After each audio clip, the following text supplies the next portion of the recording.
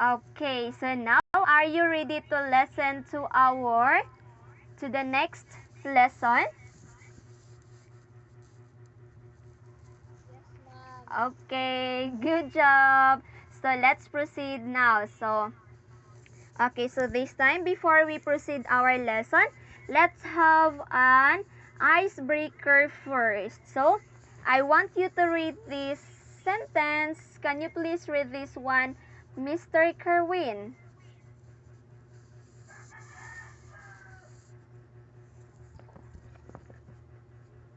Hello, Kerwin. Are you there? Or Daniela? Yes, ma'am. Okay, can you please read Juda, the sentence? ah, Judaism, Christianity, Islam, Buddhism. Every religion believes in prayer for healing. Some call it prayer, some call it cleansing the mind. The words or posture may vary, but in times of illness, all religions look toward their source of authority by Paul Parker. Okay, very good. So, can you please give your very simple or a little bit of your insight about this one? Kuan ma'am, kanang para sa kay bisag unsa nga religion ga gabalyo ta or buhat tag prayer nga ang kani nga prayer mao ang atong gapon para mahimo na mawala atong mga kasakit sa kinabuhi. Grabe kahugot ni Daniela, oy. Okay, so thank you so much for your insight, no? So, that's correct. And then, so this message sent us, or it was said that no matter what religions are, no matter what we believe in, still we only have one similarities, and that is a prayer, right? Yes, ma'am. Okay, very good. And each of us has a different belief due to different religion. However, it was indicated that in times of illness, all religions looks towards their source of authority, and that is God.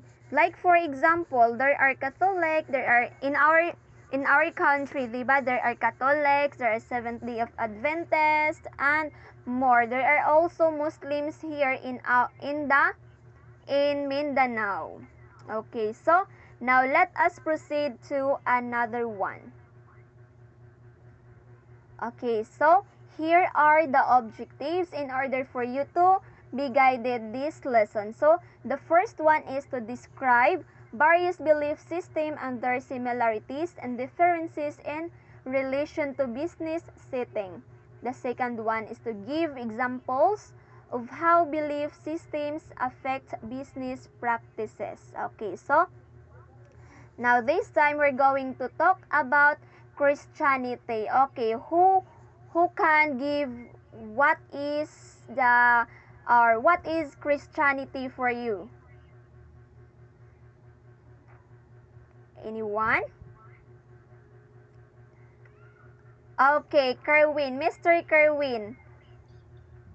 Ma'am, for me, ma'am, Christianity, kuan ma'am, is kuan ma'am kanang sabot yan na ma'am is kuan kanang more on kanang asa kanang religion ma'am. About religion siya ma'am niya kanang pareha sa ato ma'am mga Katoliko ma'am. Kuan we are kuan kanang Christian ay kuan kanang Christianity ma'am mo na siya kay bali sa kanang Katoliko ma'am pareha sa ato religion ma'am.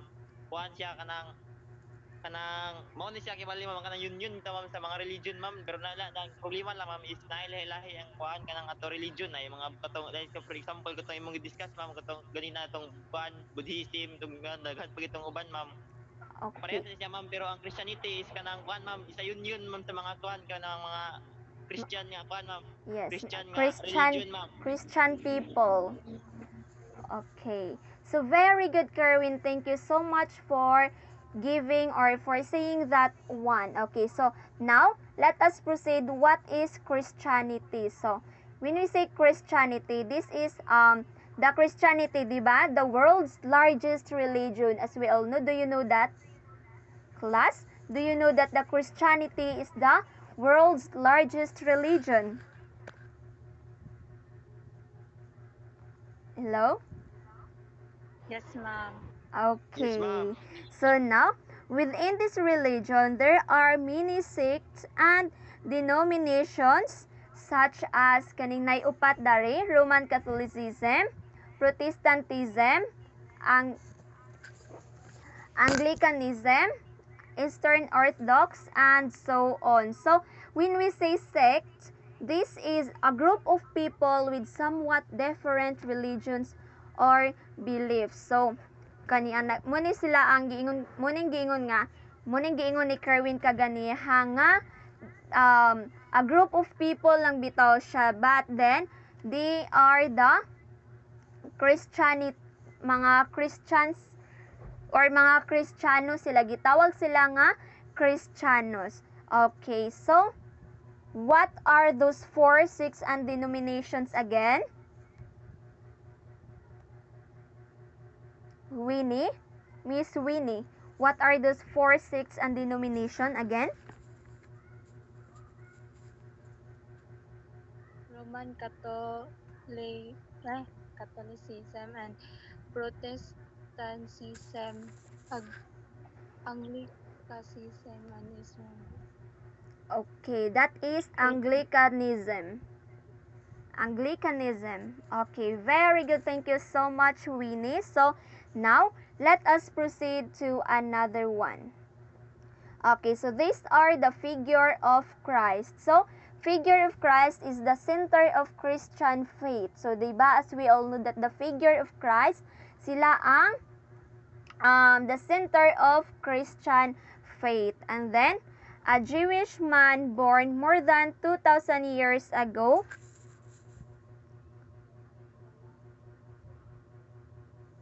And then, the Christ is not a surname. It is meant to describe Jesus. So, di ba? Christ is not a surname. Kunos. And, gidescribe ni niya ang or si Jesus. And then, the Greek word of this is Christos, which means the anointed one. When we say the anointed one, siya ang gipili. So, kabantay mo atong movie bitaw nga, movie that entitled The Passion. Mostly gina-show ni siya sa ABS-CBN or any channel sa every mahal na adlaw. Kadumdum ay kabantay mo ani? Yes, ma'am. Okay, so di ba mo ni siya Yes, ang ma'am. Yes, very good everyone. So di ba mo ni siya ang salida about God. Then someone asked, di ba naa dito nga, someone asked Jesus name, yang ngalan dato kay si Sakio, nga niingon siya nga, ikaw ba ang Mesiyas? And then Jesus replied, ako ang pinili sa akong amahan. Di ba kabantay mo ana nga linya? Kabantay ba mo ana nga linya? Di ba gatan-awan Yes, mo? ma'am. Okay, that's good. So now, when we say Jewish tradition, this is the Messiah, is the anointed one, as what I have said earlier, who is expected to liberate Israel or the hope of Israel. So, di ba, mostly ang sa Israel gyud ang sa Israel kay di ba diya gyud nagikan ang mga Christian ang Christianity, di ba? Yes, ma'am. Okay, good job. So, let's proceed to another one. Okay, so for Christians, Jesus Christ, it's not just an ordinary human being who walked the earth. Neither is he merely another prophet of ancient Israel. So, di bali, as what I have said earlier nga, siya, niingon si Jesus nga, siya ang pinili, or ako ang pinili sa akong amahan. So, now,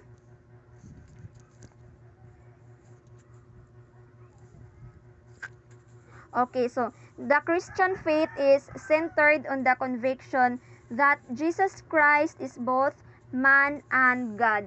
Para sa ato, diba, or para sa mga Christians, most especially sa mga Christians. So, this is one of the major differences between Christianity and Judaism. So, kay di ba ang sa Judaism kay ang ilaha kay the Judaism holds that Yahweh, the God of Abraham, Isaac, and Jacob, and the national God of the Israelites kay the God of muna siya ang the God of Judaism, which is wala sila gitugma nga tao nga kanan di bali. For example, awat sa ato sa mga Christian, so di ba ang ato ang kuan nga Jesus is si Jesus Christ, di ba?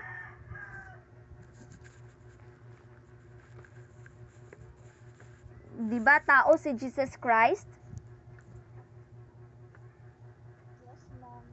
Oh, okay, so now since si Jesus Christ is tao, but then sa Judaism is that kaniang they believe that ang only or ang ang katong Yahweh nga ilang gituuhan is maon na siya ang kaistorya during katong di ba ni saka si Jesus dito sa murag katong nga ay bundok din na siya kaistorya dito sa babaw, which is murgikan siya sa langit. So muna ang gituuhan sa mga sa Judaism. Okay, so do you have any questions about this one?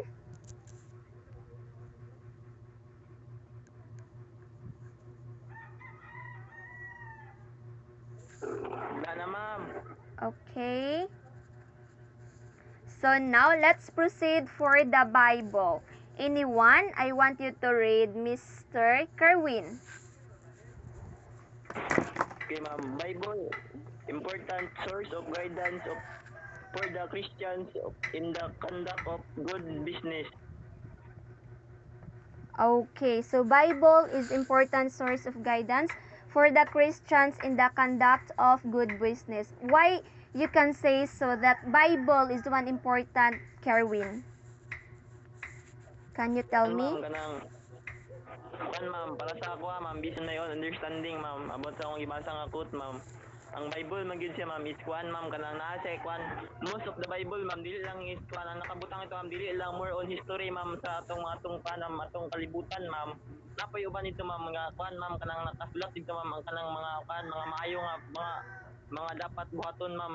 Mga kuan para pud nga kanang ang kuan pud ni, ma'am, kunik pud sa business, ma'am, para sa good business, ma'am, is kuan, ma'am, kung imo to mapalo, ma'am, ang mga kuan, mga maayo nga mga bulwaton nga Pulong. nakasulat dito, ma'am. Pwede nimo to kuan, ma'am. Pwede nimo to Ma-apply. dili ka makaim og kuan, ma'am. O ma-apply nimo sa imo kuan, ma'am, business, ma'am.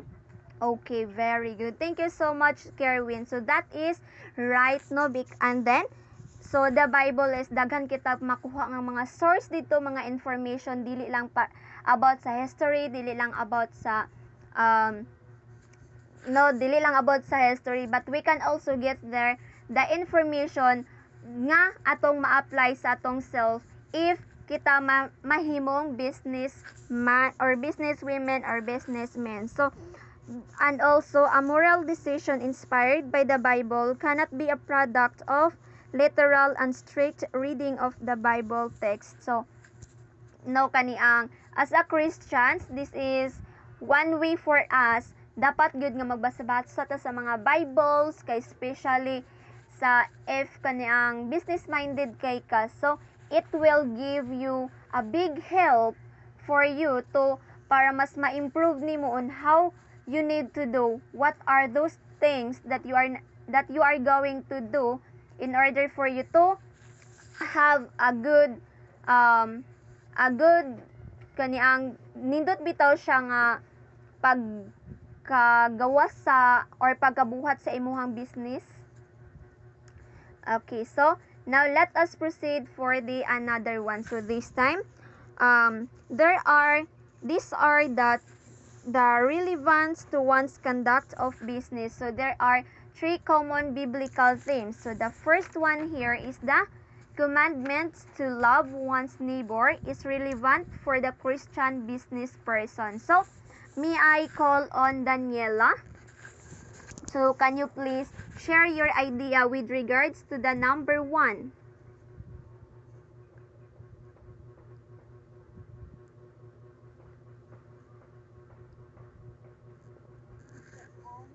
The commandments to love one's neighbors.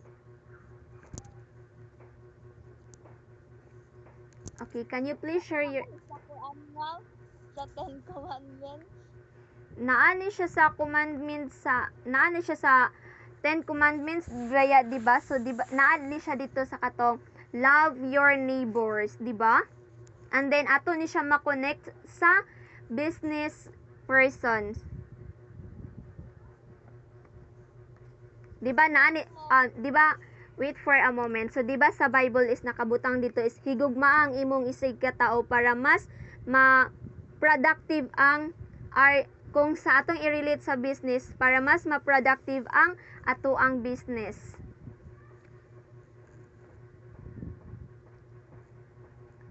Kanang kung i-relate siya sa business naman kay murag ang ato agi dapat higugmaan kay ang atong mga customers. Yes, very good, no? So we should always love our customers. We should always think first about sa ato ang customers kay kung if wala tay customers, so di ba, dili pod or mabankrupt ang atong business if dili nimo love ang imong mga customers. So now, that is one of the example for this number 1. And of course, di ba nay uban nga gapaninda mga maldita kasi mga strikta kaayo. Di ba? Walay ganahan mo palit sa ilaha. Mao gyud ma'am. Okay, na ba mo'y kaila nga inana? Daghan ma'am. Daggan gyud kay no. So, and now, thank you so much for that, Daniela. So, let's proceed for the number 2. So, a Christian business person must take into consideration is the value of human labor. So, which means since man is created in the image and likeness of God, he or she mandated as well as to be an active worker. It means that if he or she is capable of working, then he or she has the moral obligation to work. So dapat na I love between co-worker and any person in charge ana sa imong business, and then give them value because they are worthy for that value. On other words, give importance to them. So for example ani is kani dapat patas, example kita the owner ta sa company dayon dapat patas ang atong pag-treat sa ato ang mga sa ato mga Trabahante. okay, very good sa ato ang mga trabahante. Good job, Winnie. So now, let us proceed for the number 3. So, the notion of private property. So, when we say, this one is under fair and just social relationships, the person who labors must enjoy the fruits of his or her labor. So, it means that, so for example, ani, di ba, kung magtanom ta, dayon, di ba, gahago man ta. So, pag mamunga na siya, so di ba, nindot na kaayo sa feeling, nice na kaayo kay, ang imong hinaguan is nakakauna ka, di ba? So, more gyapon na siya sa business, bitaw, nga, dapat, kinala nimo nga, kaniang, sumo na siya, di bali, ang gitawag nga, fruit of success, di ba? Hello? Are you still there? Okay, good job. So, now, that is what the notion of private property. So, let's proceed to another one here. Okay, so can you, Miss Winnie, can you please read this sentence? The particular interest for Roman Catholic business people are the teachings and insights contained in what is now famously known as as Catholic social encyclical period. The encyclopedia mean the Catholic Church insight and the dignity of the human person, the value of human labor, respect for private property and the effort of the and the effort to work for the common good and the And the attainment attainment of a more a just just, more just, peaceful, and human society. and humane society. Okay, so thank you so much, Winnie. So it means that the the encyclicals document the Catholic Church insights on the dignity of the human person.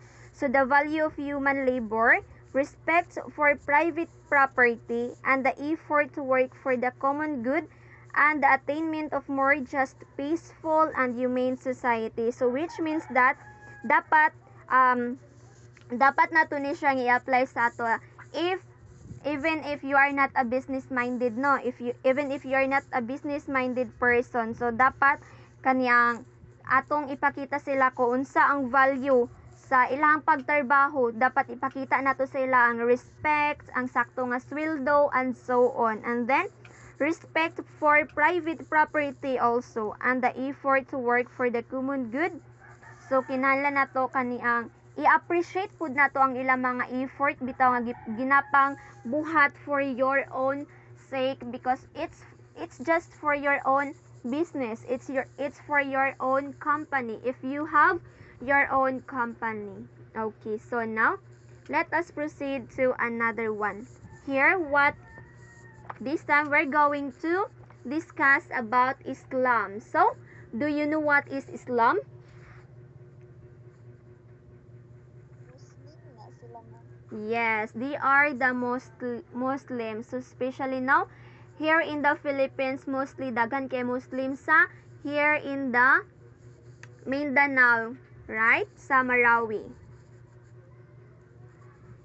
Okay, so now, Islam literally means submission, and it pertains to submission to God. So Islam's followers are called Muslim. Ano silang gitawag nga Muslim. So Muslim means one who submits or surrender. The second largest religion next to Christianity. So it means daw nga ang Muslim kuno or kaning Islam, sila ang the second or ikaduha nga largest religion bitaw sa tanan or sa tibuok nga mga religion. And then now Indonesia has the largest Muslim population in the world. In the Philippines, the members of Islam mostly inhabit the Mindanao area, diba? As what I have said earlier, in the Makati, diba? Mostly mga Muslim ang namuyo dito,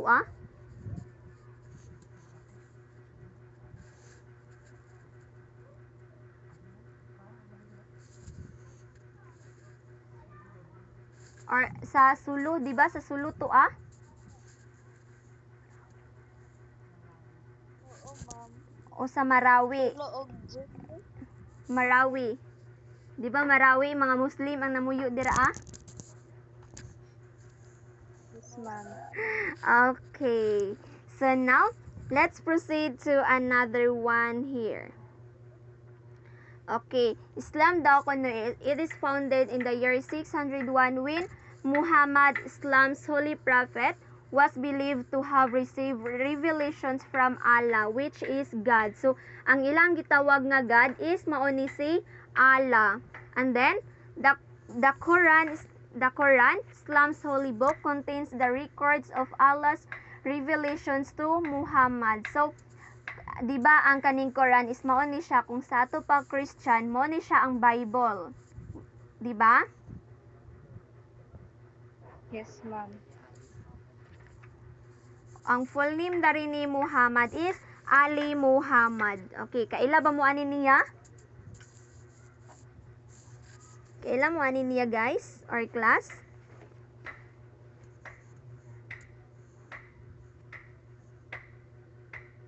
Okay, so now, and also kani si Muhammad, he is the first Muslim, the first who submits to Allah. Unlike Christians nga giklaim sa Kristiyanos nga si Jesus Christ is God. But Muslims believe that Muhammad is just a holy prophet, and then he was an ordinary human being who listened carefully to and then orally transmitted the divine messages. Di bali siya ang messenger bitaw gikan sa Ginoo nila bitaw. Mo ni si Muhammad. He is a messenger of Allah or the what we call God. Kinsa gani ang messenger? Hello, kinsa gani itong messenger?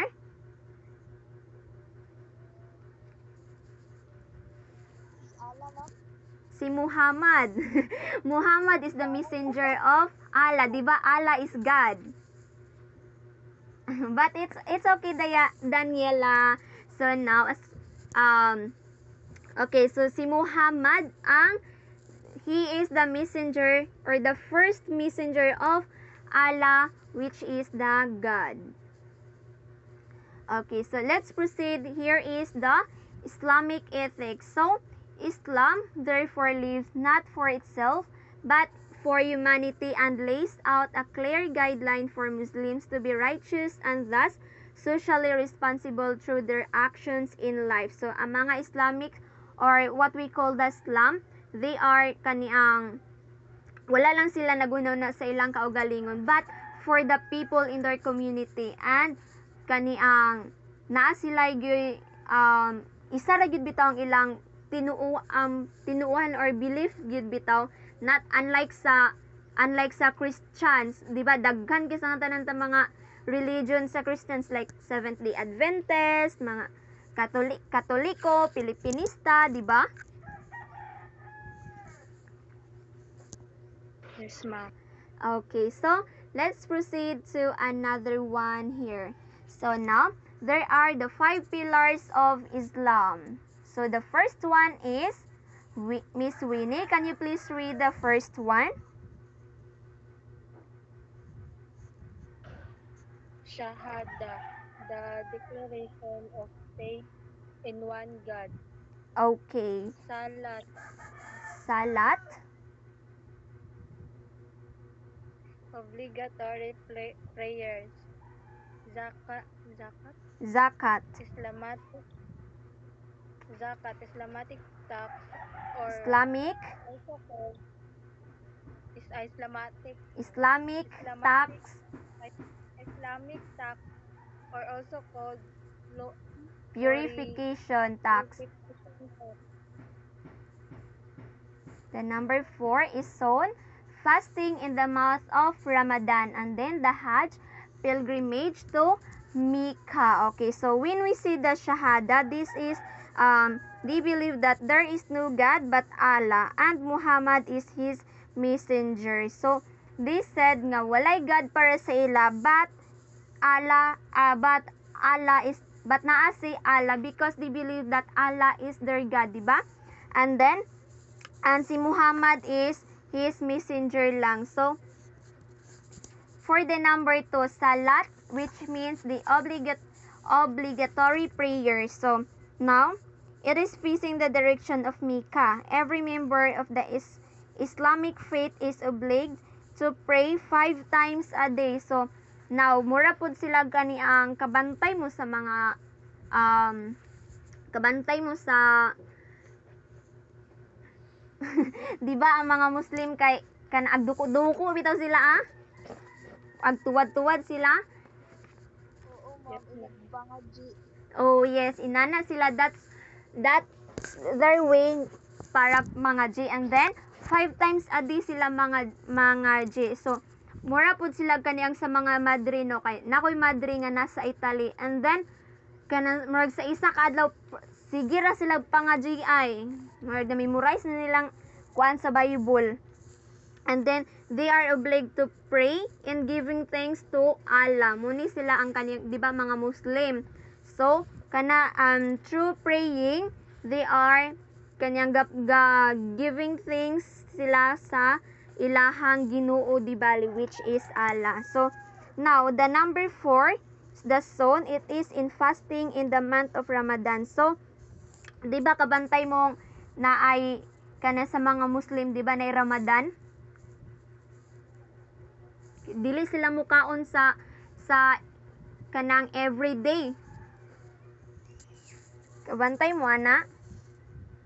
Yes, ma'am. Okay, so now dili sila fasting sila bitaw. So Ramadan is the 9th month of the year when Muslims are obliged to fast. So mao ni kanang di ba liga sacrifice bitaw sila in a day nga dili gyud sila mukaon, di ba? Katry na ba mo fasting or shall we say diet kung sa atoa pa kumbaga? Katry kag diet Daniela?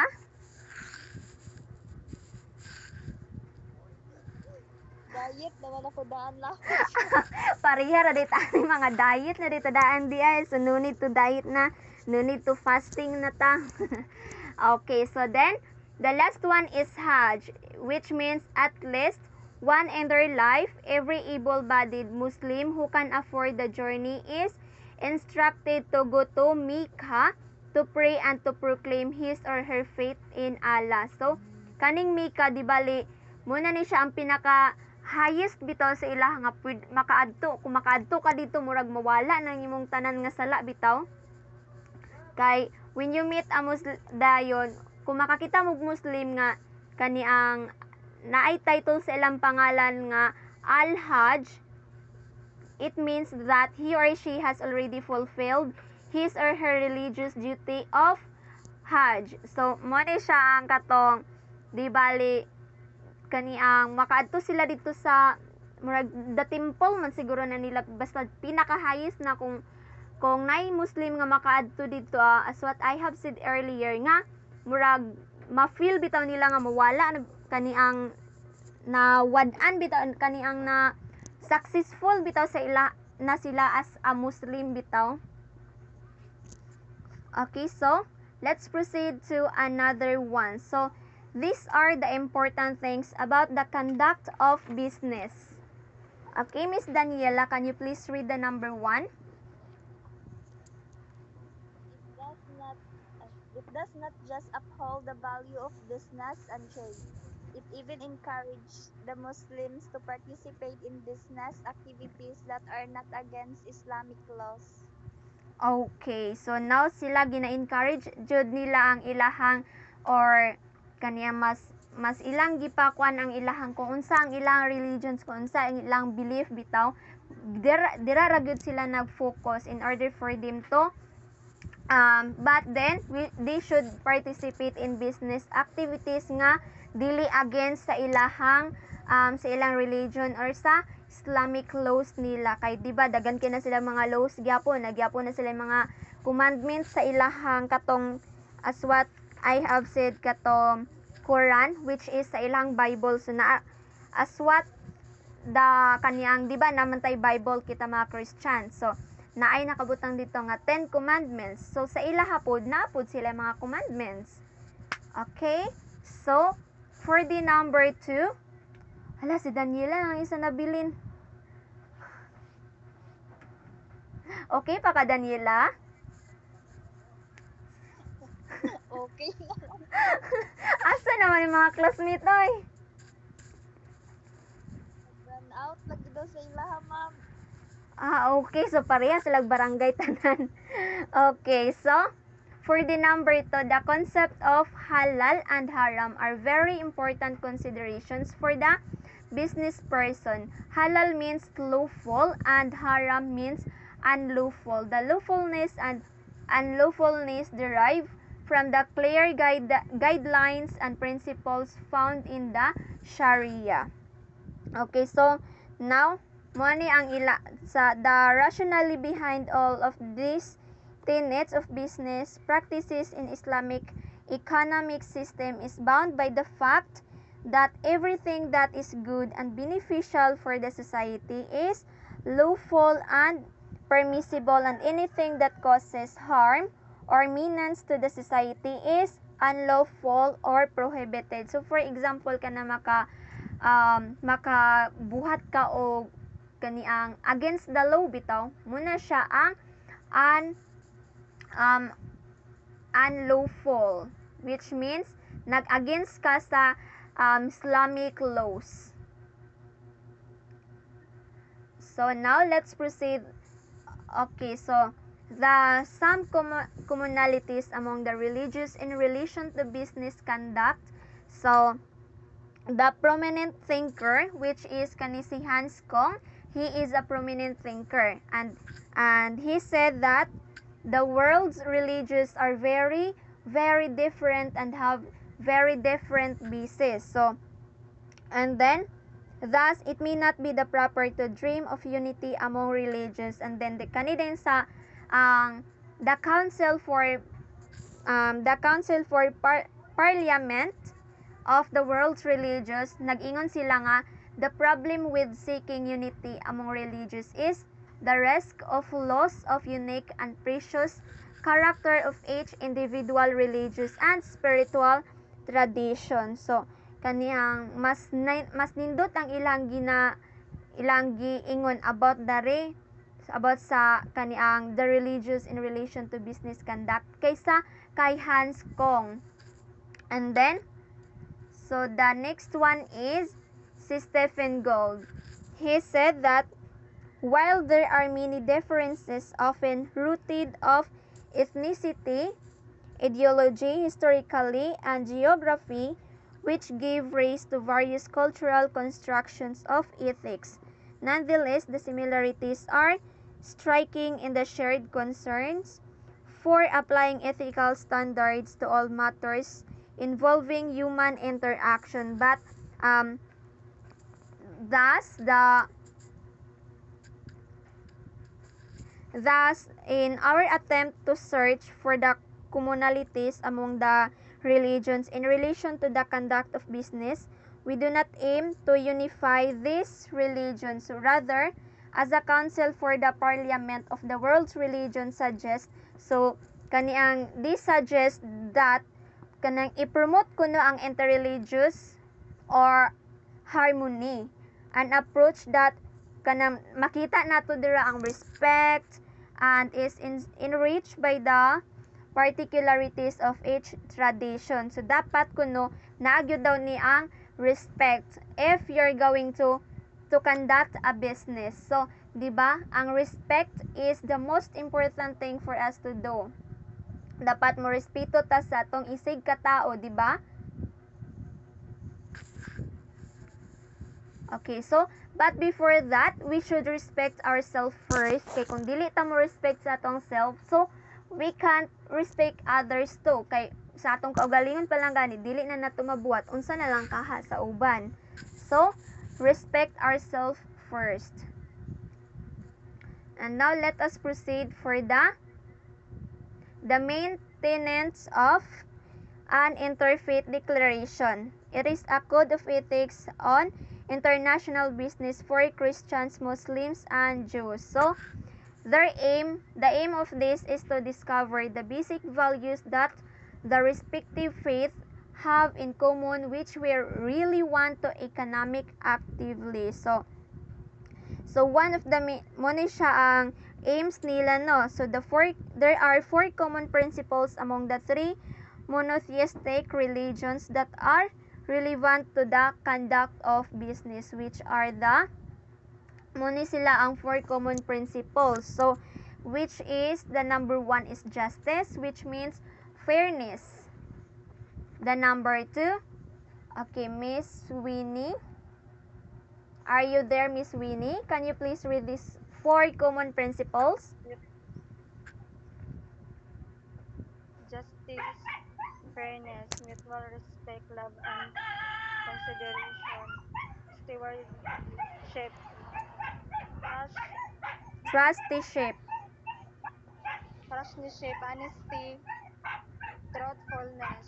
Okay, very good, Winnie. Good job. So, according to the document, justice pertains to just conduct, fairness, exercise of authority, in maintenance of right. So, in the conduct of business, dapat ang people who katong mga people nga mga business minded, or they should expected to observe fair dealings. The business person must be guided by justice and fairness in his or her transaction with the various of stakeholders of the business. So for example, dapat honest ka sa or dapat na ay fair bitaw kung for example ikaw na maligya ka and then nakay kaila but then you did not or nakay kaila then nay isa pud nga dili nimo kaila so dungan sila nagpalit then you should be fair for them di ba kay mga customers man nimo sila so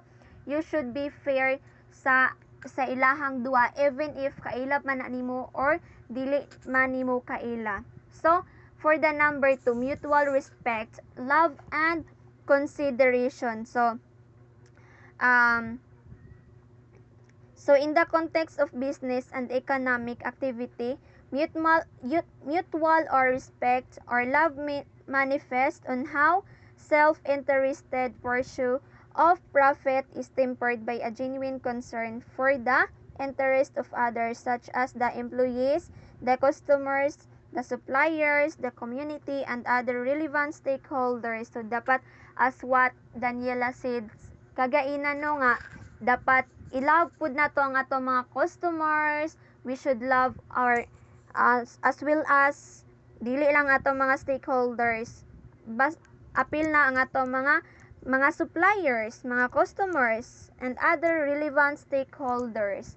So, for the third one is stewardship or trusteeship. So, this is the third commonality is regarding the notion of stewardship. So, they are just, it was said there that they are just the caretakers or stewards or trustees, trusted by God to improve upon and share the wealth of the earth. So, di ba kita mga tao is just we are just mga stewards lang ta sa Ginoo di ba like for example mga sulugoon lang ta gihimo ta sa ay kita di bali amo fulfill sa gibuhat sa Ginoo sa atua which is dili na to dapat for example kani ang sa ato ang Mother Earth so dapat i-love pud nato ang atong Mother Earth dili na to siya dapat pasagdan kay mo man ang gihatag sa ato sa Ginoo so we should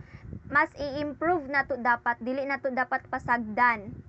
And then the fourth one is honesty and truthfulness. So it means that in conduct of business, members of the various religions are commanded to be always honest and truthful to avoid deceiving the other party in business transactions and to always use true skills kaniyang for example sa merkado so di ba business man gyapon ng mga kuan gyapon na sila og business so we should always dapat honest ta sa ato ang mga gipambuhat dapat honest ta for example sa kaniyang mga about sa timbangan dapat honest ta ako unsa gyud ang dapat nga or insakto nga timbang dili na to siya kani adjust na to siya kay para kay ang atong giunahuna bitaw kay ang profit lang or ang halin lang or kwarta mo ray giunahuna wala na gunahuna kung honest ba dapat kung mag conduct ka og business dapat honest ka dapat truthfulness ka but then there are some mga businesswomen nga ginabuhat na nila which means kanang gabayas bitaw sila sa ilang negosyo. And then, so that a good business is a business with integrity. So, we should always think for ourselves. We should always think nga kung mag-business ta dapat naaning upat ka common principles which are the justice, mutual respect, stewardship, and honesty. Okay, so, Miss Daniela, can you please read this quotation?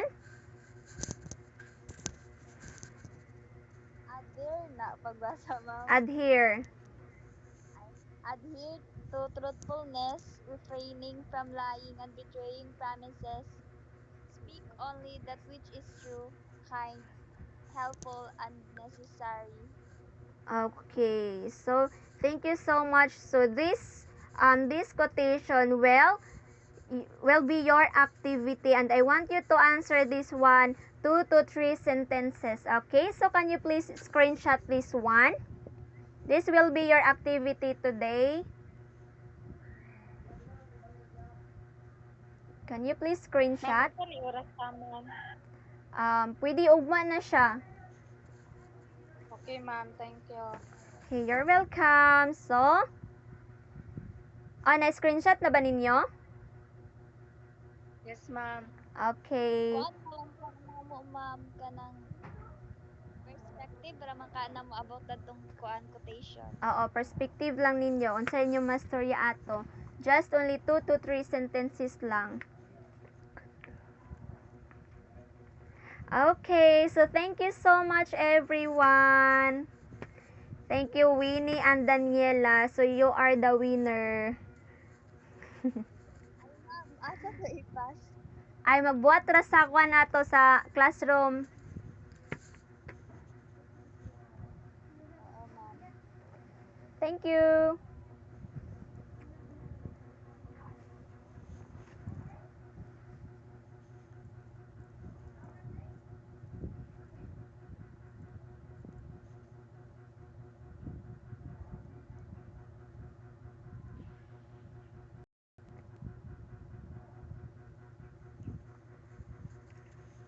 Hello, ma'am.